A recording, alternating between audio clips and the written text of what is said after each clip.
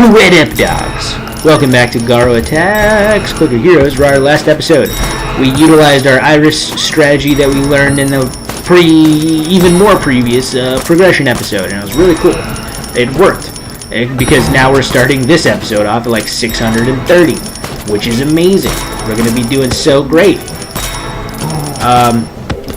Granted, this skips the first 200 levels, which means, you know, I'd lose like a few thousand hero souls because of it, because of using this strategy. Ascensions become much shorter though, which means these videos don't get super long, as I sort of predicted and proceed into the future and thought, oh, it might get pretty long once we hit like the later levels. But with Iris, it's not going to. Not to mention,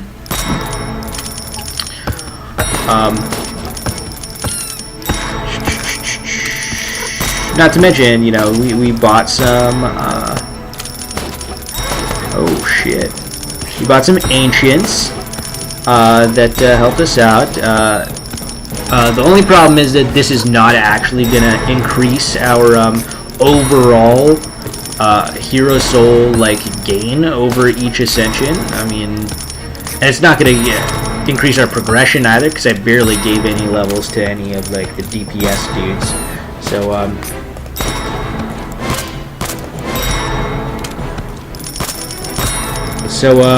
so the only thing this gives us is, you know, shorter videos, basically, faster ascensions, basically, which is great in itself. But you know, I think the next few runs, we're just going, there she is, the next few runs we're just going to focus on just getting as much value as possible, you know, increasing gold gain and fucking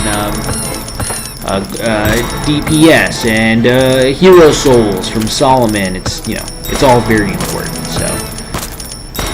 So, and it's actually great because we actually get a pretty good head start here now that we're making basically over 100,000 hero souls per ascension. Oh, whoops. Give some levels here. There you go. How much? Oh, I need a 71. There we go. Oh, so close. Now we got it. Okay. Oh, shit.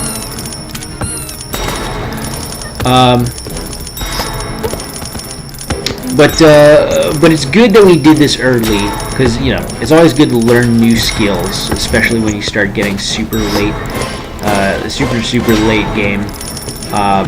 As we're starting to get into, like, this is definitely late game. We're in the 1700s. We've gone way past some of the you know, levels that's feasible for us to you know, say that we're in the late game. Like, we've beaten all our bounties. We've gone to respectable, decent, you know, percentage of levels. We haven't unlocked all the heroes, though, so I'm not going to say that we're in the super late game. I said we're in, like, mid-late game. Before we were in, like, the early mid to mid game. Now we're in mid-late game to early mid-late game, so... early mid-late game. Alright. I'm glad I know what I'm talking about, because sometimes I think I sound crazy. But it's fine. We'll figure all that shit out. The crazy shit. We're not gonna figure any more Clicker Hero shit. We've got Clicker Hero solved. No. This is one of those games that you think you have something solved. You're like, oh, okay, so just do this forever, and then we win. And then they just, you know, you just learn some more shit, and you're like, oh shit, this will be even better if I learn this new shit. And then you just keep learning new shit until fucking your dick's as hard as a diamond, and, you know, you try to bite it off, but, you know, you're unable to because your teeth breaks, because, you know, there's nothing stronger than diamonds. Your dick's a literal diamond. You should sell that shit, man. It's very expensive. No, it's not. Diamonds are intrinsically worthless, buddy. I don't know if you know this, but if you intend on giving your sweetheart a diamond necklace or a diamond ring or some shit, be sure to keep it forever, because if you try to sell it back, like, even if it's in like 1,000% perfect condition, they're only going to buy it back for like 20% of its value, tops. And that's being generous. The value of a diamond is not in its like, it's actually worth a lot of money. The value of a diamond is like, oh shit, chicks love diamonds, you know, that's the value. And since most jewelry stores aren't chicks, they're usually just inanimate stores that house people and objects. You know, they're not gonna pay a lot for your goddamn diamonds, buddy. I'm like, oh, we don't need these goddamn diamonds. We got plenty of amazing diamonds over here. We can sell for $1 billion and more because fucking chicks love them. You know? There you go. I'm not saying don't buy your girl a diamond ring, like, for wedding or like engagement ring. It's sort of like, you know, culturally necessary for you to do so, unless like you know for a fact that your lady is like, no, don't get me a diamond ring. You know, unless you know that for a fact. And you gotta know more than just her telling you, oh no, don't buy me a diamond ring, because some girls are sneaky, man. They'll be like, no, don't buy me a diamond ring, but secretly they're like, oh, I hope and I wish he buys me a diamond ring, and then you don't buy her a diamond ring, and she's like disappointed, and your marriage is terrible. There you go, I said it. Your marriage is a fucking sham, buddy. I'll tell you what, though. If you do buy a diamond ring for your sweetie, for your wedding, engagement, blah, blah, blah, whatever, make sure she's the one, because that shit better last you forever, because it's a fucking investment, one, and two, it's basically worthless after you buy it. Like, the second you buy it, it becomes worthless. Not worthless to your wife or your, you know, loved one, like your sweetheart that you're trying to marry. Obviously, it's not worthless to them, because they're like, oh, you bought me a diamond ring. It's worthless to people who you might sell it to in the future if shit goes sour in your marriage, is what I'm saying. So, if you're buying a diamond ring for a girl that you love, you better make sure you're going to be with her for, like, ever.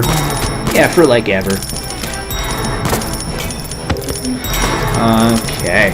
I'm glad I shared this with you guys. You know, sometimes the youngins don't know jack shit about jack shit. I gotta fucking educate people on the ways of the worlds.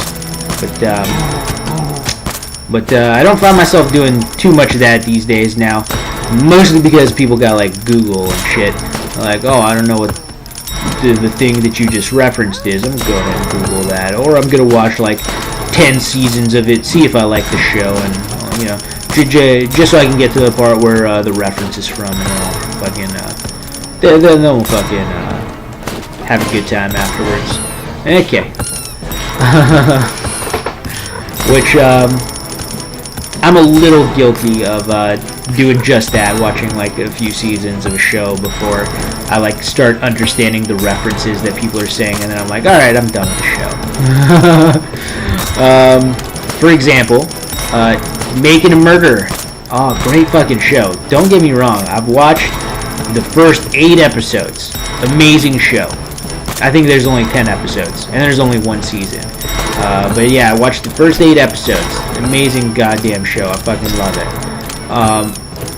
But now I understand like the memes going online about the people finding their keys behind their slippers. And I'm like, oh, that's funny. That's hilarious. Also, police are terrible. But after that, like, and also after I got to the good part, I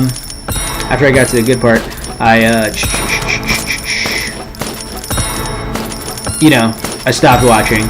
You know, after yeah. So obviously, like, once I found out that the jury found him guilty, you know, which I already knew actually. A friend spoiled it for me. It was like, oh no, he's guilty, and fucking police suck, and I fucking hate everything in the world. I was like, alright, I might watch this show, and then I watched it. I got to the part where, you know, it's, even if you know what happens, it's still fun watching a show to see how it gets to that point. You know, I always advocate, like, even if you know the ending, just still watch the goddamn show or the movie and just, like, see how it gets to that point, and you won't be, like, super surprised at the end, like, what? They found him guilty after all that? You're still gonna be like, oh, it's great piece of media or entertainment. which is terrible to call that show entertainment, but but it did like pique my interest and get me fucking riled up in like during moments, which is crazy, right? Some people say like real life is crazier than fucking fake life. I'll tell you that. I tell you, that's mostly true. You can find stories about real people and real shit. They're way crazier than anything you've ever read or seen on TV or in movies. I wish I could think of an example just to tell you, just show you guys, but there's like so many examples that I've listened over the years, and I'm just like desensitized to all of them. Holy shit! Did we just get what I thought we just got? You guys, we got Treasure Hunter. That's for getting 10,000 treasure chests. What the fuck is Life Haven? Oh my god. That is ridiculous. I can't believe it. It's amazing. It's great. I fucking love it. Oh, that's awesome. Sorry, that jolted me a little bit for what I was trying to say. I'll tell you what. We'll coast a little bit here. Oh, hold on. I just need to buy another 25 rolls of Terra. We're gonna coast a little bit here. My friend. Oh, damn it. There you go. My friend just texted me. She was on this like fucking secluded like ayahuasca fucking like healing ceremony shit last night, and she was like, yo, don't text me because my phone's gonna be off. They're gonna take it away from me, and we're gonna do some like spiritual healing shit or whatnot. And I was like, yo, don't fucking die. So she's texting me right now, in addition to a bunch of other people being like, sorry, let me level this guy up a little bit, being like, yo, I'm alive, so don't worry. Friends, I am alive and well. Got home at 8:30 this morning, all good things. And then there's that black heart emoji. Why can't people send regular hearts? Why do they gotta send black hearts? I don't know. Maybe it's a Samsung thing. Maybe it looks like a red heart on like iPhones or whatever. This was exactly what I needed. Okay. Happy. You're not dead. And then laughing, crying, laughing face. Alright, cool. Good stuff. I legitimately am happy she's not dead. I was a little worried for a second. I was like, oh god, I'm gonna have to find a new friend. But no, she's alive and well, and healing ceremony. Then again, someone might have just been texting on her phone for her as like an alibi and be like, oh shit. Because she did say, oh, arrived in my place at 8:30 this morning. You know, that's... It's fucking suspicious. Why state the specific time? You know, you're trying to build an alibi for... No. Like, I'm sure she's fine, okay? I am almost 1,000% sure that she is doing fine and living life, and she's been spiritually healed from the men who wronged her, which is why she decided to do this in the first place. I know, right? but I'm glad to hear she's okay. Because now we can play more video games. Oh, that's right. You know her. It's Casey. You know her from the Walking Dead videos. It's Casey who's doing like the spiritual healing stuff. I mean, of course, you know, white people love that sort of shit. But yeah, hopefully it was cool. Hopefully it was a great experience. I mean, you know, as long as you don't die, like, it's got to be like a great experience, right? It's got to be some crazy trip, right? Be like stories for days right there. I wanna know what she saw, what she felt, you know, what dreams came to her, what fucking visions came to her, what the prophecies foretell, you know, all that shit. Maybe she saw me in one of her dreams. That'd be fucking weird as fuck. Be like, why was I in one of your dreams? She'd be like, well, you were the octopus in one of my dreams, so, you know, I don't know what that stands for. I'd be like, yo, I don't know if you've ever been to Japan, but octopus is kind of like a little bit of a taboo thing over there. And she'd be like, ew, gross, you know.